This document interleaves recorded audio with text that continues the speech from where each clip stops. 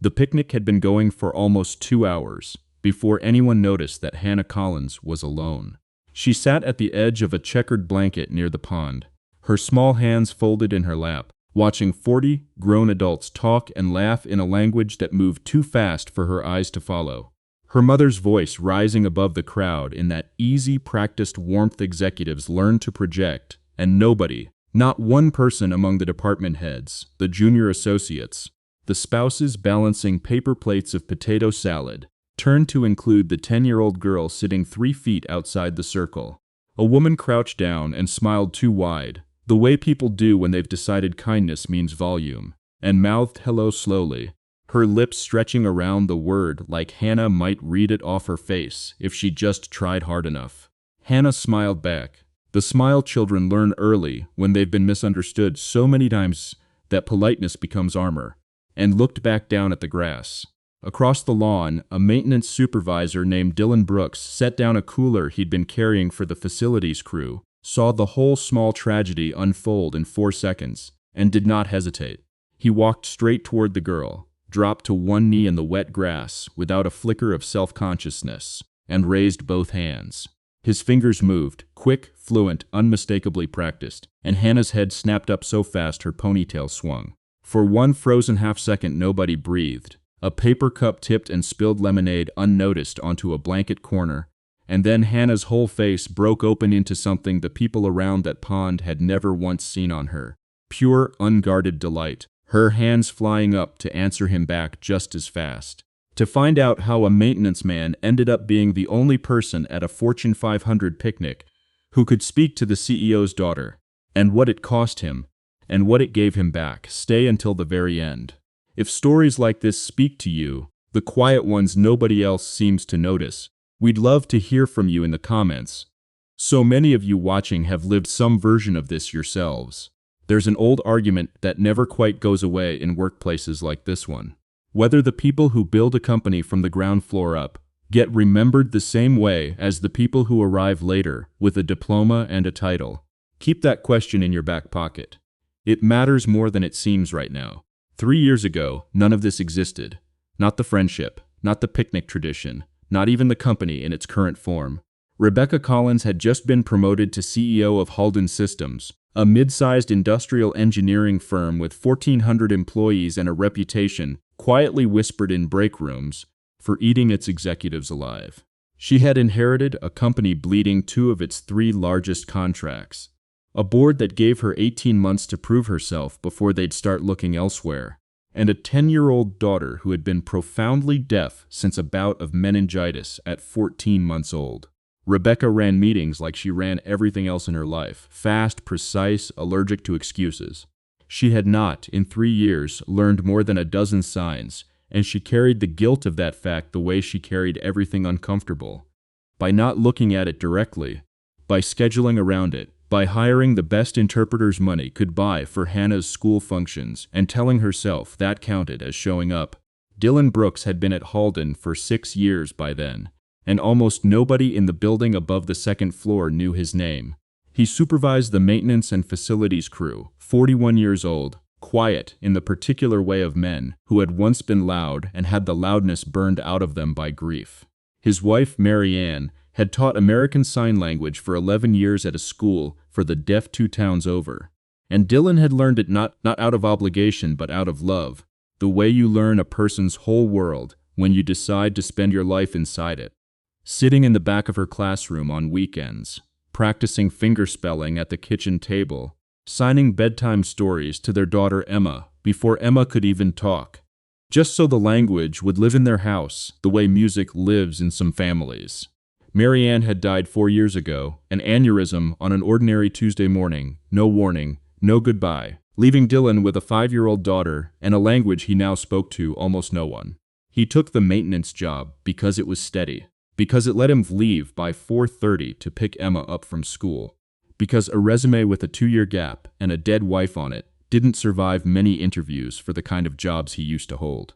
What those interviewers never asked, and what almost nobody at Halden Systems knew, was that Dylan Brooks held a degree in mechanical engineering and had spent 9 years designing pressure systems before his life fell apart, and he stopped explaining himself to people who had already decided who he was. The company picnic was an annual tradition Rebecca had inherited and mostly tolerated. A Saturday in June, the parking lot of a rented lakeside park, filling with minivans and folding chairs, a chance for the org chart to pretend it was a family for 6 hours. She brought Hannah every year out of duty and dread in equal measure, watching her daughter's face do the same thing it always did at gatherings like this. Polite endurance. A smile that didn't reach anywhere real. The particular loneliness of being surrounded by people who loved her and still couldn't talk to her. Rebecca always told herself next year she'd learn more signs. Next year she'd hire a full-time interpreter for events like this. Next year kept arriving and finding her exactly where she'd left off. Dylan brought Emma, 8 years old, sunburned and freckled and utterly unbothered by the hierarchy around her. Because the picnic was free and the lake had a dock, and because for one Saturday a year, his daughter got to run around with other kids without him worrying about the babysitting cost. He kept mostly to the maintenance crew's corner, the unspoken but well-understood section of the lawn where hourly employees clustered while the executives held court near the pavilion. He wasn't watching for Hannah Collins. He simply saw her, the way he saw most things nobody else bothered to look at closely. A habit left over from 9 years of noticing the hairline stress fracture before it became the headline failure. What made him kneel down that day wasn't performance and it wasn't strategy. It was recognition, sharp and immediate, of a particular kind of solitude he'd watched his late wife spend her whole career trying to interrupt. He didn't think about his job title or hers. He didn't think about the 11 layers of management between a facility supervisor and the CEO. He thought, simply, there's a kid sitting alone in a room full of people who love her and none of them speak her language, and his hands were moving before his mind finished the sentence. Nearby, Marcus Feld, the polished, well-liked VP of Operations, who had golfed with 3 board members and never missed a chance to mention it, glanced over at the little scene by the pond, registered a maintenance guy kneeling in the wet grass, talking with his hands to the boss's daughter, and filed it away as exactly the kind of thing that could be useful to know about later. Not out of malice yet, just the reflexive cataloging of a man who had built his career on knowing where the leverage was before anyone else did. Rebecca noticed the shift in the air before she understood its source. The particular quality of laughter that was different from the general picnic noise. Higher, lighter, a sound she associated with children who felt safe. She turned, expecting to see Hannah watching other kids play, and instead saw her daughter's hands moving fast and easy, her whole body animated in a way Rebecca hadn't witnessed outside their own living room in longer than she wanted to admit. A man she vaguely recognized as facilities staff was signing back just as fluently, unhurried, laughing at something Hannah had said with his hands. Rebecca stood frozen for a full 10 seconds, a paper plate forgotten in her grip, feeling something crack open in her chest that she would spend the next several months trying to name. 8 months would pass before Rebecca Collins finally understood what that crack in her chest had been trying to tell her. And by then, the man who'd caused it would already be gone from the company entirely. The trouble started, as it so often does, somewhere unrelated to the thing that actually mattered.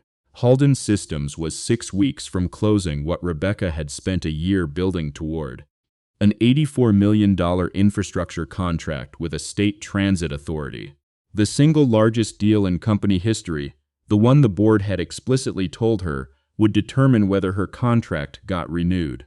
300 jobs hung on it. The client was risk-averse, exacting, and had already walked away from 2 previous vendors over safety compliance failures.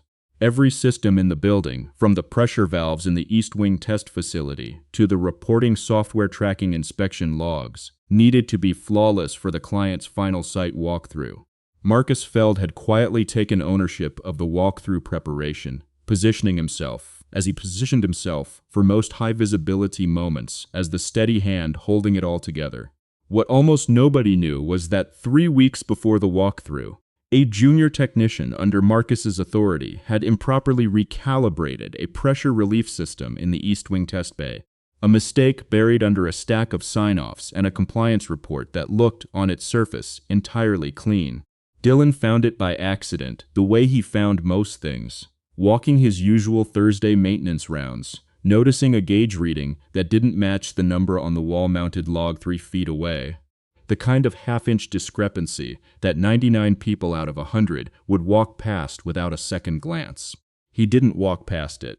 He'd spent 9 years of his life learning exactly how small numbers like that turned into catastrophic ones, and something in his chest went cold, and still the way it used to when a project was about to go wrong on his watch. He wrote it up carefully, quietly, and brought it directly to Marcus rather than escalating it publicly, because that was the kind of man Dylan was. No interest in being the hero of the moment, only interest in the problem getting fixed before someone got hurt. Marcus looked at the report for a long moment in his office, and something shifted behind his eyes that Dylan would only understand much later. Marcus told him he'd handle it. He did not handle it.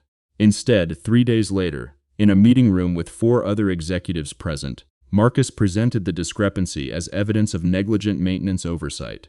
Dylan's negligence, he said, using the careful, bloodless language of corporate accountability. A failure to properly inspect and calibrate equipment under his department's responsibility. A liability the company could not afford 6 weeks before the largest walkthrough in its history. Dylan sat in that meeting and said almost nothing. This was, in its way, the second devastating loss of his life, arriving with the particular cruelty of happening in complete silence, because the man doing it to him was smiling the entire time, using words like process gaps and going forward instead of the word that would have been true, which was lie. He could have fought it. He had the report he'd written, the timestamp, the original conversation with Marcus that he could have described in detail. But fighting it meant a drawn-out dispute with a well-liked executive who had 11 years of relationships in that building and 3 board members who golfed with him, against a maintenance supervisor nobody upstairs could pick out of a lineup. And Dylan had an 8-year-old daughter at home who needed her father employed, insured, and present, not locked in a slow-burning war he might well lose anyway. He thought of Emma's face, of the after-school program that depended on his paycheck clearing every 2 weeks, and he made the calculation that quiet men have always made when the cost of speaking up threatens the people who depend on them. He let it stand. Rebecca, 6 weeks from the biggest deal of her career, heard the version Marcus gave her. Clean, confident, reassuring, and signed off on the personnel action without ever speaking to Dylan directly. It was, she would later realize, one of 100 small delegations of trust she made in any given month, the invisible machinery of running a company too large to personally verify everything, and this was the one time that machinery failed a man who deserved better. Dylan was quietly moved off the East Wing project and placed on a performance improvement plan that everyone in the building understood to be a soft, dignified path to the door. He didn't argue. He didn't explain. He finished his shift that day, the same way he finished every shift, punched his card, and drove to pick up Emma from her after-school program. And when she asked how his day was, he told her it was fine, because that was what a father does with the weight he doesn't set down in front of his child. 2 weeks later, he was let go entirely, the reasoning wrapped in the soft language of restructuring and right-sizing the department, a severance check that felt like an apology no one had the courage to say out loud. He cleaned out his locker in 11 minutes, said a quiet goodbye to the 3 men on his crew who actually knew him, and walked out of Halden's Systems without a single person's above the 2nd floor. Aware that the man responsible for catching the exact flaw the client would have failed them over was the one being shown the door, while the flaw itself, patched over hastily and never properly addressed, sat waiting in the East Wing like a splinter driven too deep to see. Here's a question a lot of families like Dylan's have had to sit with. Is it braver to fight for the truth, even when you might lose everything? Or is it braver to swallow the injustice quietly, because someone smaller than you depends on your paycheck clearing? There's no easy answer to that one, and this story doesn't pretend there is. If you've ever been the person everyone quietly decided to overlook, passed over, misjudged, let go without anyone bothering to hear your side of it, we'd be honored to hear about it in the comments. So many of you watching have carried that exact weight, and it deserves to be spoken out loud. 8 months would pass before that splinter finally worked its way to the surface, and it would take a 10-year-old girl's stubborn insistence on the truth to pull it out. Rebecca Collins did not think about Dylan Brooks again for nearly 2 months after his termination. Not because she was heartless, but because his name had never fully registered as belonging to a real specific person in the first place. Just a line item in Marcus's report, a name on a personnel form she'd signed between 4 other meetings. What she could not stop thinking about, in the quiet hours after Hannah went to bed, was the sound of her daughter's laughter by that pond, a sound she had spent 2 full months trying to recreate and failing every time. She'd hired a new interpreter for Hannah's school events. She'd enrolled herself in a beginner ASL course through an app, squeezing 10 minutes of practice into hotel rooms between board calls, learning colors and family words, and the sign for proud, which she practiced in mirrors, feeling foolish and 40 pounds heavier with guilt than she had any right to name. None of it produced the sound from the picnic. Hannah, for her part, asked about the maintenance man twice in the weeks after, using the sign name she and Dylan had apparently invented for each other in the span of one afternoon. A small detail that lodged itself under Rebecca's skin and would not come loose. Where did the man from the picnic go? Can we see him again? Rebecca didn't have an answer. She didn't even know where to look. The crack widened further when Priya Anand, a sharp, quietly meticulous safety compliance analyst 2 levels down from Marcus, was doing a routine post-contract audit of the East Wing systems, now that the Transit Authority deal had closed successfully, and found something that didn't sit right. A pressure relief calibration correction, made without a clear paper trail, dated suspiciously close to a personnel termination that had happened around the same time. Priya was not the type to let a loose thread stay loose. She pulled maintenance logs, cross-referenced timestamps, and found Dylan Brooks's name on the original discrepancy report, a report that, according to the file, had never been formally logged into the compliance system at all, despite Marcus's presentation to leadership implying the opposite. She sat with that discovery for 3 full days before deciding what to do with it, because she understood, the way people 2 levels down from power always understand, that this was the kind of finding that could end a career. Possibly hers, if she was wrong, or possibly someone much more senior, if she was right. She brought it to Rebecca directly, in a closed-door meeting, laying the timeline out with the same careful precision she'd have used on any technical failure. Rebecca listened in a silence that grew heavier with every sentence, watching a version of the last 8 months rearrange itself into a shape she didn't recognize and desperately wanted to be wrong about. The man Marcus had described as negligent had, according to every piece of paper Priya was showing her, actually caught the flaw and reported it properly. The man who'd been quietly pushed out the door was the reason the $84 million contract hadn't collapsed under a safety failure during the final walkthrough. And the man's name, when Rebecca finally let herself really look at it on the page, was the same name Hannah kept asking about, spelled out the same way in her daughter's careful, hopeful sign. It took Rebecca 4 days to work up the nerve to find him, 4 days in which she barely slept, running scenario after scenario of what she would say, terrified in a way she rarely allowed herself to feel about anything in her professional life. She had a private investigator locate his current address inside of an hour, a small rental unit on the edge of town, and drove there herself on a Saturday morning rather than sending someone from HR, because some mistakes, she'd decided, required you to show up in person and absorb whatever reaction you'd earned. Dylan answered the door in a faded t-shirt, Emma visible behind him at the kitchen table doing weekend homework, and for a moment neither of them said anything at all. Rebecca offered first, an apology so carefully worded it embarrassed her the moment it left her mouth, followed immediately by an offer, his old job back, a title bump, a settlement for the wrongful termination. Whatever number made this right. Dylan listened to all of it without interrupting, the way he listened to everything, and then said quietly that he didn't want the money and he didn't especially want his old title back either. What he wanted, he told her, was for someone to actually read the original report he'd written 8 months ago, word for word, and understand that he had done his job exactly right, and that the version of him painted in that meeting room had never existed anywhere except in Marcus Feld's mouth. He wanted the truth on paper. He did not want to be handed a consolation prize to make her feel better about a wrong she hadn't personally caused, but had signed off on anyway. Rebecca left that conversation with something far more uncomfortable than she'd arrived carrying, and it followed her back into the office Monday morning, where a new crisis was already waiting.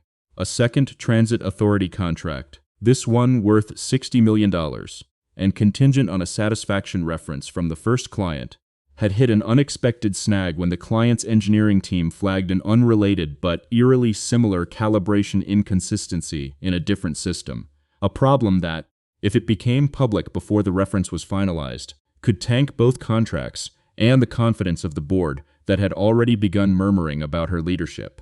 Rebecca now faced two unraveling threads at once, a truth she owed to a man she'd wronged, and a company crisis that would only get worse the longer the truth about Marcus Feld's pattern of quiet cover-ups stayed buried.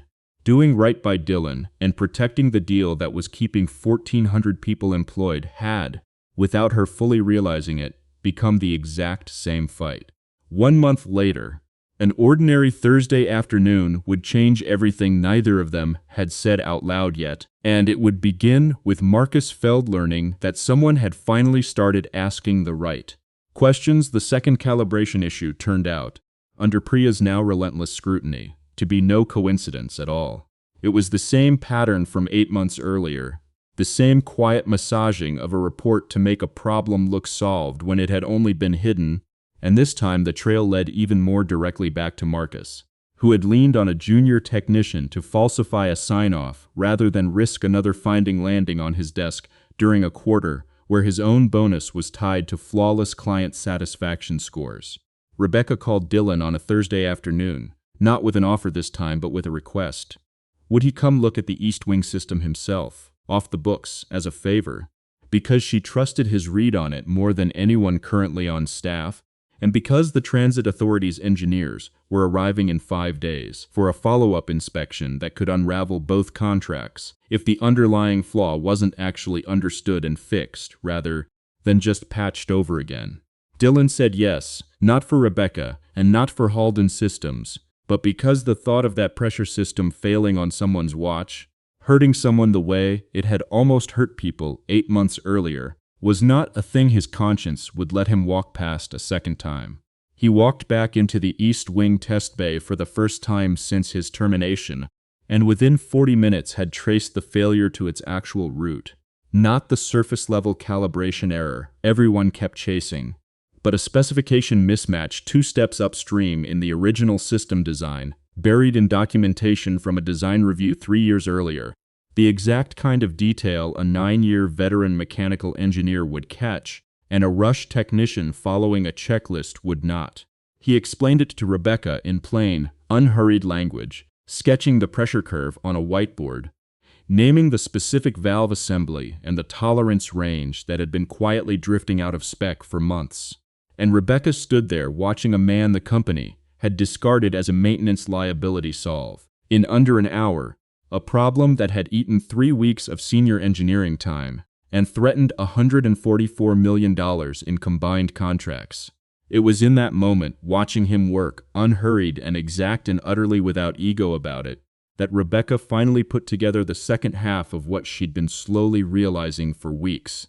That this wasn't simply a wronged maintenance worker she owed an apology to. This was a man who had once been something far more, who had buried that entire life without complaint, and who had spent 8 months since his firing never once telling anyone, not even the people now begging for his help, how badly they had misjudged him. She asked him directly, finally, why he'd taken the maintenance job in the first place when his old design reports, which she'd since pulled and read in full, showed 9 years of engineering work good enough to have his name on. 4 patents. Dylan told her, simply, that after Marianne died, he needed a job that let him be home for Emma by 4:30 every day, one that didn't ask him to explain a resume gap or a dead wife to strangers in suits, and that somewhere in there he'd stopped trying to prove himself to anyone, because the only person whose opinion mattered to him anymore was an 8-year-old girl who thought he hung the moon regardless of his job title. He said it without bitterness. That, more than anything else, was what undid Rebecca. The unraveling of Marcus Feld happened 3 days later, in a meeting Rebecca called with the board's audit committee present, where Priya laid out the full timeline with the same clinical precision she'd used privately weeks before. The original discrepancy report Dylan had filed, time-stamped and never logged, the falsified sign-off from the second incident, and the pattern connecting both to Marcus's direct involvement. Marcus cornered, tried first to reframe it as a miscommunication, then to suggest Dylan himself bore some responsibility for not escalating further. A last, ugly attempt to drag a good man's name down with him on the way out. And it was Priya's final piece of evidence. An internal email Marcus had sent a colleague 8 months earlier, joking about how easy it was to pin the finding on the maintenance guy nobody upstairs would defend. That finished him completely. The room went silent in the particular way rooms go silent when everyone realizes exactly how deliberate the cruelty had been. Marcus was terminated by end of week, his 11 years of relationships and board golf games no longer enough to save him from an email he'd been careless enough to write down. Here's the harder question underneath all of it, the one that doesn't have a comfortable answer. Was Marcus simply a bad actor? Or is he what you get when a company rewards charm and confidence over the quiet people who actually catch the mistakes before they become disasters? A lot of workplaces have a Marcus in them. Not all of them get caught. By that point, though, Rebecca had a much more personal reckoning still ahead of her. Not with Marcus, whose fate was now a matter for HR and the board, but with her own daughter, who had spent 8 months quietly grieving a friendship she didn't understand the disappearance of. And with a truth Rebecca had never once said out loud to Hannah in any language. That she was afraid, somewhere underneath all her competence, that she had failed as a mother in exactly the place it mattered most. 2 weeks later, at a Sunday afternoon gathering that was never supposed to be more than a quiet thank you lunch, Hannah Collins would say something to her mother. With her hands. In the language Rebecca had been practicing alone in hotel rooms for months, that neither of them would ever forget. The thank you lunch was Rebecca's idea, though calling it that undersold what she actually needed it to be. She invited Dylan and Emma to the houses on a quiet Sunday, no press, no board members, nothing performative. Just 4 people and a backyard and a truth that finally had room to breathe.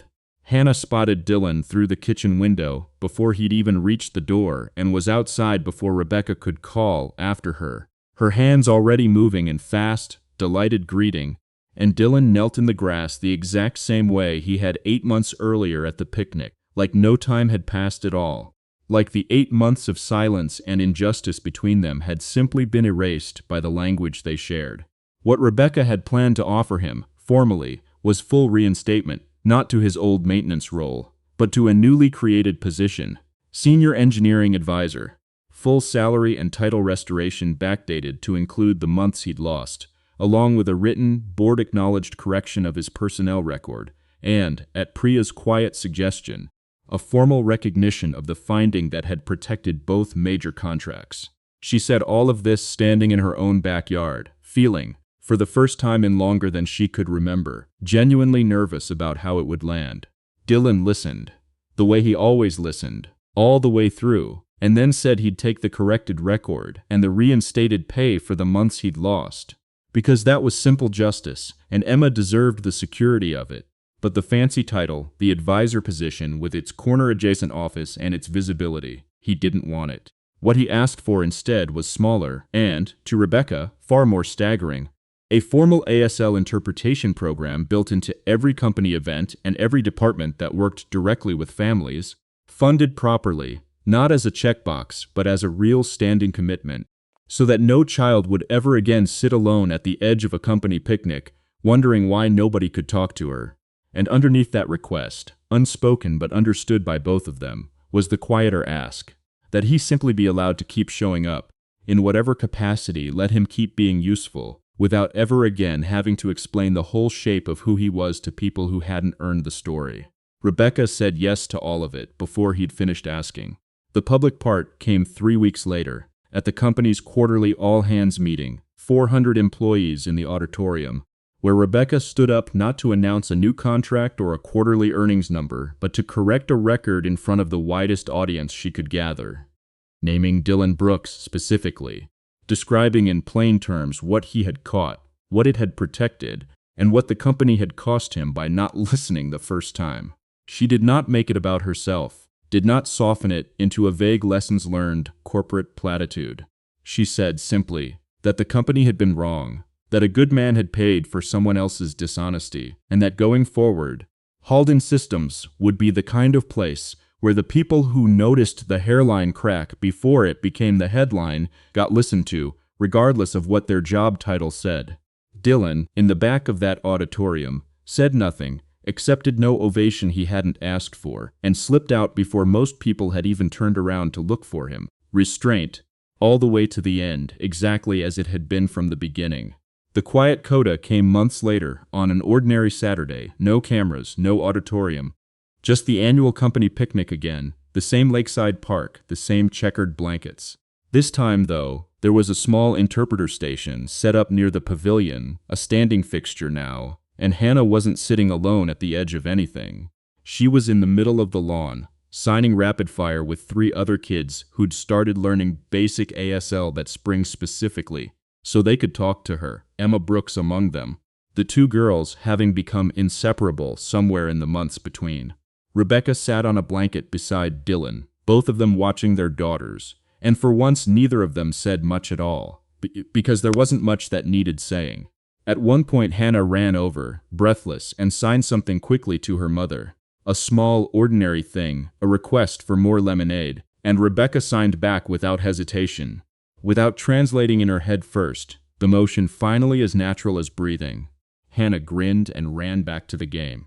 Rebecca watched her go and said quietly, to no one in particular, that she'd spent 3 years hiring the best interpreters money could buy, and it had taken one Saturday afternoon and a stranger kneeling in wet grass to teach her that her daughter had never needed an interpreter between them.